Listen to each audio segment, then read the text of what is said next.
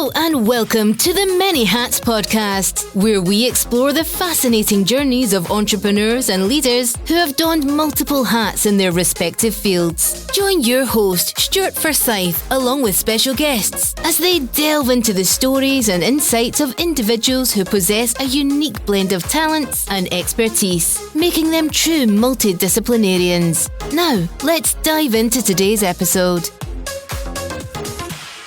Welcome back to my podcast, the Many Hats Podcast. My name is Stuart Forsyth. Today, I'm really quite excited that I'm joined by April McMillan. Hi, April. Oh, hi. This voice is going to sound really familiar to a lot of people who are listening. Maybe. You're in the intro. You're in when introducing the Many Hats intro. You're in here. Right. For anybody who calls up Limelight Media, they'll be hearing your voice first as well. So you're already part of the Limelight team here. Part of the team. The Limelight team and the Many Hats podcast team. So, yeah. Aww. But we're just meeting for the first time. I know. Like, in person today. We were saying this before as well. My job's just so strange because I work remotely. And you know, like yourself, we keep in touch. Yep. But I've never met you and it's just a funny thing. Yeah. And you've got your regular clients that come back time again and we have a wee joke over WhatsApp or email or whatever it is. And I'm like, how bizarre, I've never met these people. Yep. So that's why I'm here this weekend over in Scotland. Oh, we didn't say that, did we? No, we're here in Scotland. Yeah. No, I was going to say I don't live here. I actually live in Spain. And it's just so bizarre that my USP, if you like, is Scotland. All my work is Scottish and I'm putting myself out there as a Scottish voiceover artist. Yep. And I'm not here. I don't get to meet the clients. So I definitely want to do this more often. Yeah. Some networking. So that's what you do. You are a voiceover artist. Yeah, that's me. And you're very good at it. Oh, thank you very I must much. say. I found you online, was in desperate need of hearing somebody else's voice other than mine initially, which was a phone line. So when you phone Limelight Media, you obviously get you first. Thank you for calling, blah, blah, blah, which it was exactly what I was after. And then it's kind of snowballed a bit from there and we've used you on a few occasions now as a voiceover artist. But what is a voiceover artist though? What is a voiceover artist? Oh, it's such a big range of work. So you've got your voiceover acting when you're doing video games or anime and things like that. You can be asked to be all sorts of characters. Then you've got your commercial work. So I do a lot of radio ads, TV ads, even Spotify ads, things like that. Right.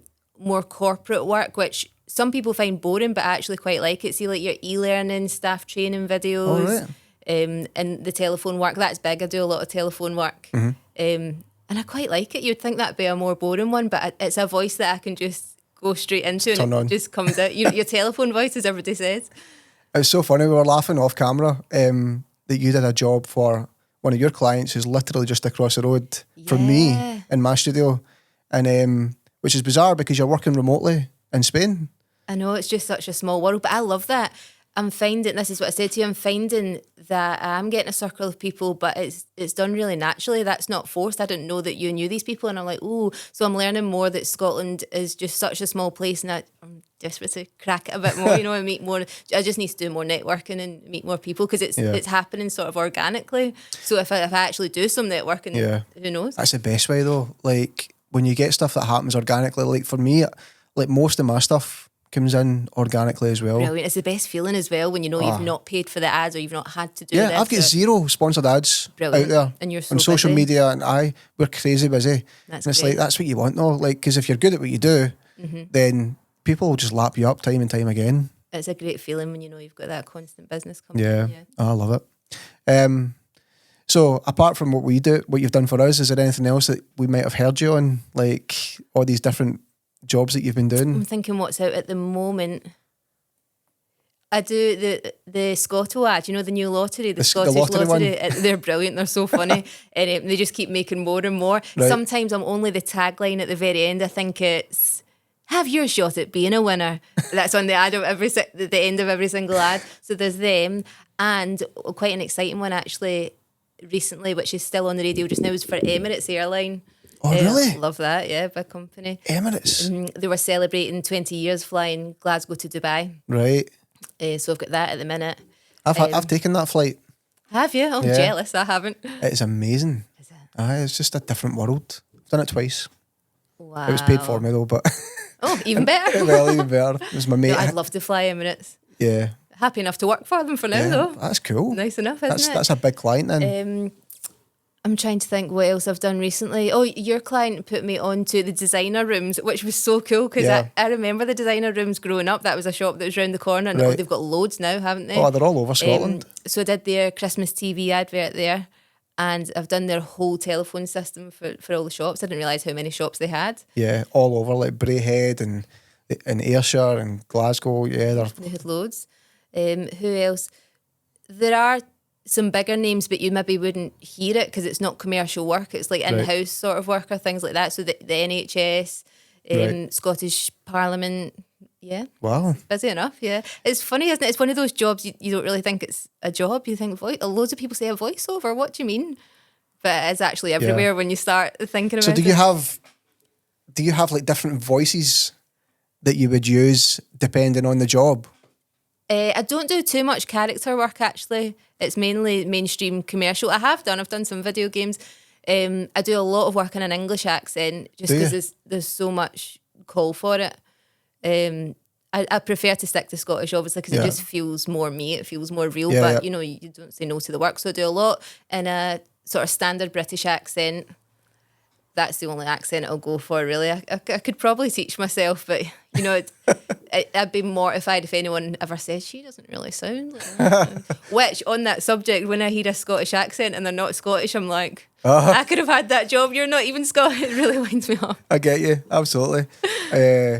But do you need to like in terms of like the tonality of your voice and stuff? Of course, is that quite a big factor in, you know, how you come across the final product what you're putting out? Of course, because you're actually, especially for adverts, you're trying to get people's emotions, you know, and there can be some really sensitive subjects you're talking about sometimes, or equally it can just be really fun and exciting, and or if it's salesy, you know, you've got to be not too salesy, just the right amount. So a totally huge range. And does that come in the brief, like if a client mails you, or like are you able to give a good bit of creative direction into that to say this is what you would benefit from? It's better when they do. They don't always give you much direction. Right. Most clients do. Obviously, your good clients know exactly what they want. Although even then, they sometimes change their minds. All right. Just do it again and again. It's just one of those things. But are you not the same though with videos and photos? You think you've got a picture of what you want, and you go, "Oh no, that doesn't work." Yeah. Well, I find it helpful when a client comes back. I just got one recently actually. They wanted 6 new ads for their socials, which was fine. But the guy was very directive and, you know, this is what we want to do. You know, we storyboarded it all and the whole thing. And I thought that was one of the best experiences with a client because more often than not, folk come and say, "Oh, could you help us do an ad or something?" Like, give me something. And you're like, "Well, what do you want to do?" And and then you put something together. And then if the worst thing happens where they go, "Oh no, that's not really what I'm looking for," and you go, "Flip, I just spent ages on that." So you can appreciate that bit of creative direction from the client, you know? I had that the other day, actually. It was a DJ, not like a well-known DJ. And it was like your DJ drops you are listening to, you know, like that. Yeah. And did the whole thing. And he was like, "Oh, I forgot to tell you, this is like, it's a chill out type of mix. So I'd actually want you to whisper it." It's like, that's fine, but yeah, you could have told me. Could have told me that. I'm a mind reader, so it does happen, yeah. But it's all part of it.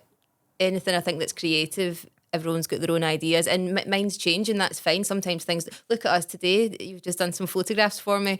And that was great. We thought we wanted black background, and then it didn't quite work. It's just you just have to do it on the spot. You have to adapt. Yeah, absolutely. So you've turned this into a viable business, though. That's what's really impressing. And I'm keen to know what's been your journey of getting to that, though. Or starting out the business. Where did it come from? Did you just kind of realise one day, I can do this, and then do it, or like how did it all come about? So I was always a dancer. I was a professional dancer. That's what I've done my whole career up until now. And they did tell us at college when I was just graduating, they said anyone with an accent, if you're Scottish, Irish or whatever, definitely look into getting yourself a voice reel because that's another thing you can do. And I always kept that thought in the back of my head. I thought, brilliant, I would like to do that one day. I was always quite interested in it, but never got round to it. And then I met a girl over in Spain. She also used to be a dancer, funnily enough. Right. And that's what she does. She does voiceover. She's English. She's from down south. And I just asked her nicely. I said, "What would you talk to me about voiceover?" And she was great. She was so kind. She told me everything that I needed to know to get started. So got all my gear, got set up. This was 2020.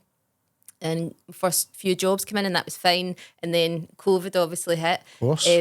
But that was great for me. Was it? Yeah. The voiceover industry was just booming. I'm not sure if it was the same. I imagine it was, like for animators, graphic, whatever. Oh yeah, big time. There was just so much content being pumped out because even your huge companies, there was so much information that had to be out, like the NHS, how to do a test, how to do track and trace, and just general information. So you did all that? Health and safety, things like that. And there was actual businesses that came from COVID as well. So there was a guy I worked with, he set up, it was like a track and trace app. He set it all up, but for big places like ports with the boats and airports and things like that, to keep track of all your staff and make sure they were testing. So loads of videos for him. Yeah, there was just this abundance of work. So that really sort of catapulted me, and now it's my full-time job. So that's great. So, but actually taking that leap into making it a full-time job, how did that feel? Like, cause absolutely ideal for me, to be honest, because I've got 2 kids and I was still dancing in the late nights. It was just a killer. So over in Spain, and where we live, it's sort of near the Benidorm area. So with it being a holiday destination, it's not a 7 p.m. sit and watch your show and go, they're late nights. Yeah, up till 2 a.m. Really? Finishing at 3 a.m. sometimes, yeah. Oh man. And that's cabaret bars. It's nothing dodgy, nothing seedy. I was doing it. Cabaret bars, like your tribute shows and things, but it's just a late night. Yeah. So anyway, it was killing me off. It was brutal. So I just love my lifestyle now. I absolutely love it. Having the 2 kids and it's just a weight off your shoulders. It's something that a lot of my friends struggle with that have got normal jobs. Yeah. Just fitting it all in, or if you need to go to the doctor, who's going to do that? And I can just work around it, and it's great. So you're your own boss. You can fit your own day, figure it out, and just do it when you can. Yeah, that's great. Yeah, that's very familiar. Is that like yours? Yeah. Yeah, quite a similar story. Yeah. And when COVID hit, I was furloughed from my job, so I was sitting around for a long time, just kind of twiddling my thumbs, going, I'm kind of bored, and then started this sort of stuff. But for me though, that's why I'm asking. Like, it was quite a jump. Like, see, to go from a security of having a job, like a proper, wasn't a 9 to 5, but it was a job that was a steady income source. That I was like, man, to leave that and then to start a business where I'm responsible. It's me that's responsible to find that work and have an income, and to put food in my kids' bellies, and exactly. Like, that was quite scary for me. It can be but so up and down, because you can have a brilliant week. You must know yourself. Yeah. And you're like, yes, this is it. I've made it. Yeah. And then the next week, peaks and troughs, that's been it. And I've had months where, you're bringing in a whole load of work and you're thinking, this is brilliant.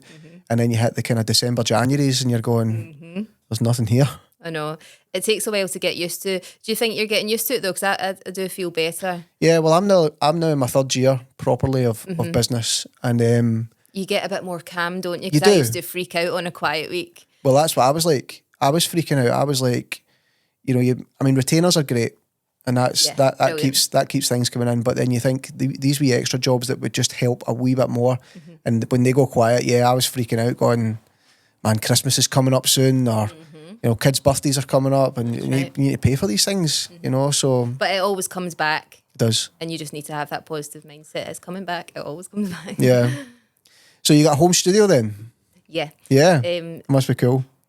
So I love it. It's like my wee dungeon. So it's in the basement of my house. There's a spare room down there, and obviously it has to be completely acoustically treated. So I've got all the panels up, and I just lock myself in there and you just get on with it. Oh man, that must be great.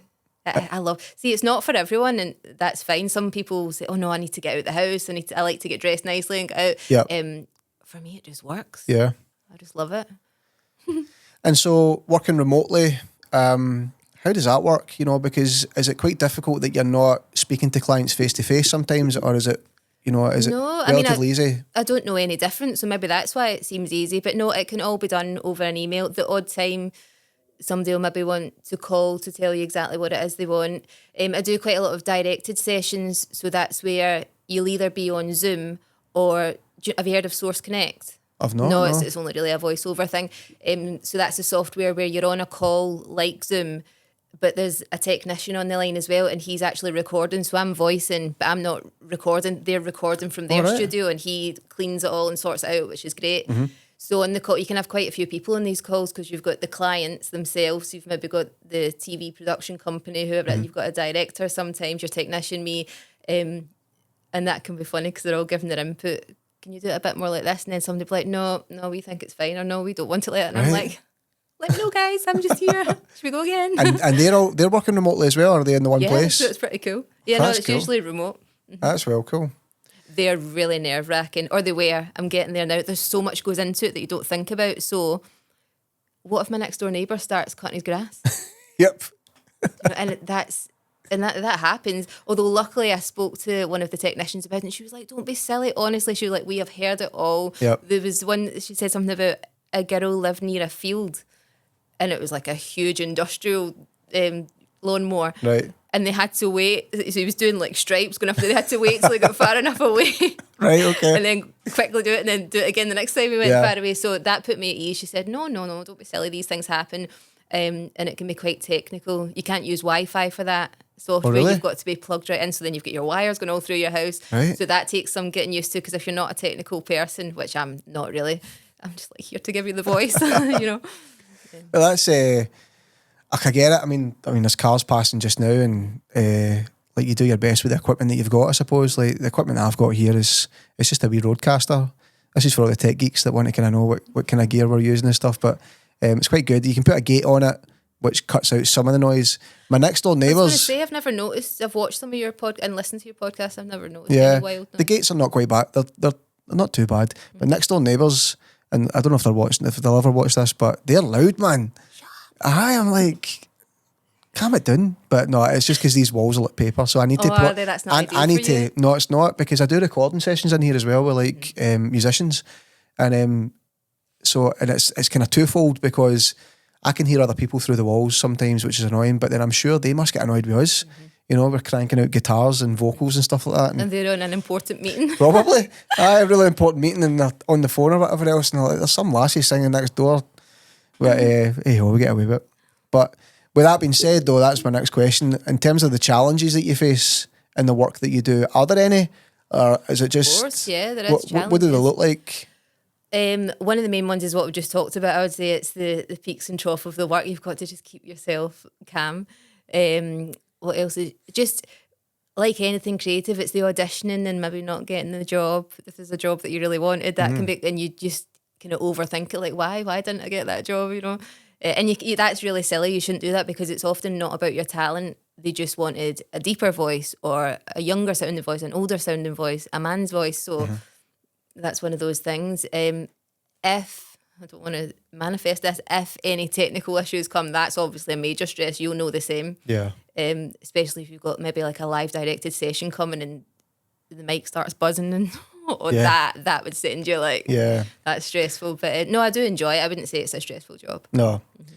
No, I get it. And it's those wee things sometimes though that they can become really stressful. And then, as I say, people, they've had these problems before. You're not the only person. It's fine. Technology breaks on people every day. It's one of those things. Just always just calm down. And it's always fixing. And you just do what you can do, don't you? And it's amazing the amount of stuff that's out there now. Even like AI software as well that can completely enhance your vocals and stuff as well. Like, but we won't talk about that because I don't want the AI to take over. That's a big problem. Well, that's true. Yeah, that's very These true. AI voices. Surely there's no any good AI Scottish voices though. Oh, very good point. I don't live in Scotland, so I don't know. I hope not. I've never come across an AI Scottish voice. They're not great. That's one thing that makes me not worry about it too much about the future, because I believe there's certain emotions that you can just never get across. Say you're doing a TV advert and it's for mental health, for example, or anything to do with healthcare. You can't have an AI voice doing that. It's such a... so robotic sounding. No, that just wouldn't work. Yeah. You know, and there's problems as well with scripts. Say there was a mistake in your script, or you have to put in laugh and they go, ha, ha, ha. Like, I don't know. It's scary that they're getting better and better, the AIs, but surely there's some things they can't quite get. No, that's true. No, I just use it from a technical point of view, like cleaning up vocals and... Absolutely. The one that I came across recently, Adobe's one, is incredible how it cuts out the background noise. it was incredible. We did a shoot, and it was in a farm of all places. So you need that then. It was an agricultural team, and we were doing something, and of course all the cows are all mooing in the background and all sorts, and chickens and whatever else. And did you work your magic with this? Well, not me. The AI software just cleaned it right up. That really, I was like, this is incredible. speeds it up for you. Yeah. You mentioned the future there. Yeah. So what does the future look like in your line of work, or for you personally? Like, is this something you see yourself doing Absolutely. the rest of your life, sort of thing? Definitely. And why not? Because if you think about it, there should be just as many jobs for older voices. I'll quite often see on the advert for a job, it will say age 50 to 70 or over 70 or whatever. So that's great. That's good news for me. Yeah. For me personally, I definitely want to go over to Scotland more. Just do wee weekends like this. It's all about networking. And also, I never get to hear any of my work because all your adverts are regional, really. Right. So I got all the Spanish adverts, and it's quite when you work hard on something and then you never even see it or hear it. That's funny. Well, that's true. Well, you'll hear a few here. You'll hear your own on the intro and outro for the podcast. That's right. So, but for the foreseeable though, that's you. You reckon? I mean, do you think you'll enhance anything that you do? Like, I mean, is it in terms of, are you happy with the gear and stuff that you've got just now, or No, do you think that's constantly evolving? That's constantly evolving. I could do with upgrading my gear right about now. Well, today we took the first step. I've got my new headshots. We have, yes. Hopefully we get one or two. And that's another thing that you're just constantly needing new ones. So it's always on the go. But I like that. I like to be improving all the time. Yeah.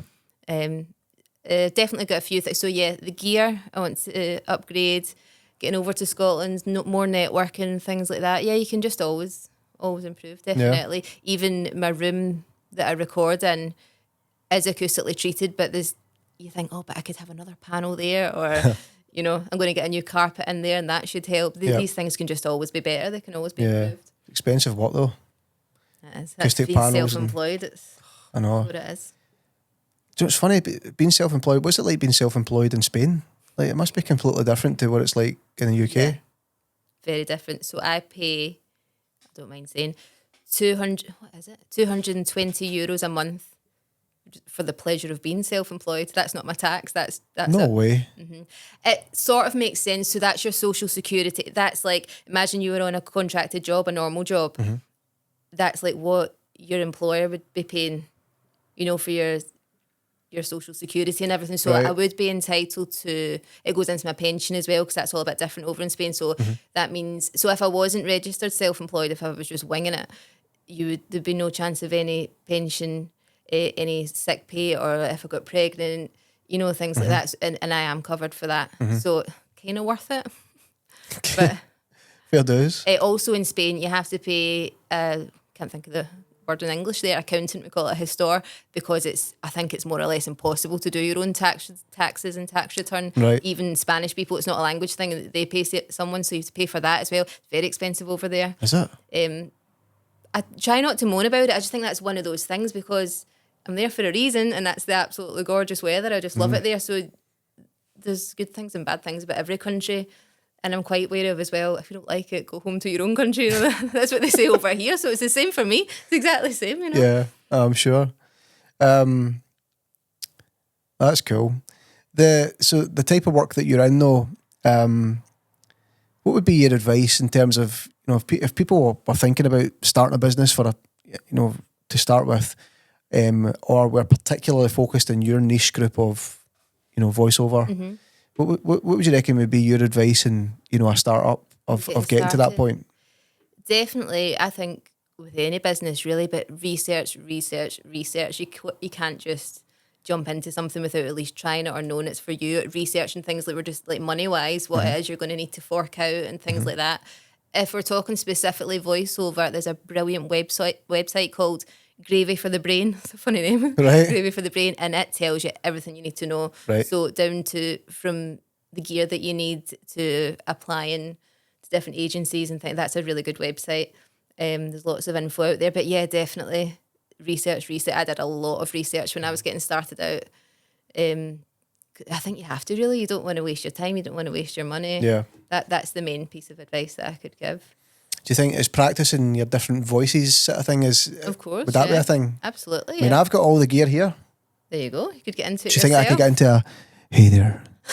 But ASMR. Aye, something like ASMR. Hey there, this is Stuart speaking. Welcome to my channel. I hope that's not for your telephone. Thank you for calling. I think I've not got the voice for it at all. Why not? You don't know. Well, nah. I think I'm probably too Ayrshire is my problem. But yeah, I think. But having that confidence, you reckon, like, how do you practice your vocals? Like, does it just come, it's a funny thing. Or do you get in front of a camera or like a mirror or something and practice? No, I wouldn't do that mainly because you don't need to. It's your voice, so like, don't embarrass yourself further by looking at yourself. If you want to look in the mirror, that's great. No, in fact, I've actually sometimes for Instagram or whatever set up my phone to do time lapse, the fast one, and I'm like, oh God, no, what do you look like? I'm going like this. So I'm like, oh, I can't even post that. I didn't realise I was doing it, and it's because you're trying to. Do you get that way? Do you get animated as you're speaking into the? Yeah, the not mics? as much as some people. I've seen videos on TikTok and that, and it's more for animated videos that like, or you know how the Disney characters and things like that. They sometimes show you and they're giving it all this. Yep. Not quite that bad, but it'll just be like a basic script, and I'm like, watch your back. What are you doing? Oh man, I know it could be quite cringy watching yourself back, Absolutely. but for me it's my voice. I mean, it's quite ironic since I'm doing a podcast, but like my voice, I'm like, oh. No, but every single person says that. Yeah. I think my voice has probably changed quite a lot. I think I sound a bit posher than I used to, but for that reason, because you listen back and you go, oh. That's what I don't like it occasionally if I'm asked to be not more approachable, just a conversational read. We just want you to talk like you're talking to your pals. I'm like, no, you don't. No, my pals, you don't. Yeah, just act as if you're speaking to a friend. Those are the ones when I hear it back, I'm like, oh no, it's so Ayrshire. I don't like it. Right. I've even said that on a live call before. I was like, the thing is, the more relaxed I go, it sounds kind of common. Yeah. They're like, oh, okay, well, it's up to them. They're the boss. But Aye, absolutely. Great. April, thank you so much for giving us a wee bit of insight to what you do. No, I mean, thank you you've got tons and tons of reviews online. I've seen that folk are just constantly coming back to you. How do people find you online though, if they're wanting to book you or whatever? If you want to book me, my website is www.aprilgvo.com, and I use the same username for Instagram, Facebook and all my socials, AprilGVO. Great. Make sure you book April if you're needing anything voiceover related. We've done it and it's been great. Oh, thank you. Thanks very much for listening to the Many Hats podcast. Whatever platform you're listening or watching on, please make sure that you click the subscribe button, because if you don't, nobody listens. So we really appreciate it, and we'll see you in the next episode. Thank you very much. That's great. Thank you. Thanks for listening to this episode of the Many Hats podcast. Remember to hit subscribe to be notified of all new episodes. For any questions or topic ideas, you can reach Stuart on Instagram at many_hats_podcast. We'll see you next time.